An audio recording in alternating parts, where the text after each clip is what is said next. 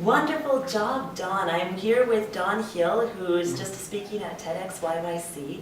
And Don, tell us about your talk. What was the main message you wanted to get across to our viewers? Well, essentially one thing is that we're at a time in conservation where the theme is that I think we're being a little too careful, and we're fencing things off of people, and we're losing a relationship to an acoustic environment. As we keep people away because it looks beautiful, in fact we should be drawing them nearer so that they could hear what it is that they're looking at. Wonderful. And you kind of mentioned some of the ways that people could get in contact with those sounds. What Yes. kind of recommendations do you have for others? Well, first up and foremost is when you go on vacation, don't be in a hurry, and if one year you can't get to where you'd like to go, don't worry about it. It will still be there in these locations I talk about in terms of archaeology.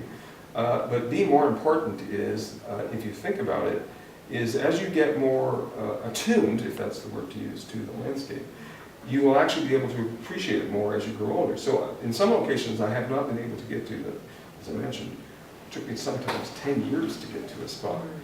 Wow. So it teaches you patience. Realize that you are, with regard to the country, at a point where the archaeologists, in some cases, are just as ignorant as you are about some of these locations from a sound perspective.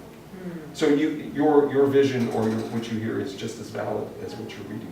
Right, so there's an opportunity there for Yes, the local very much so. observer. That's Yeah. wonderful. So, and just to finish off, how did you feel about this whole TED experience? How was it for you to be here on that stage talking about this important idea?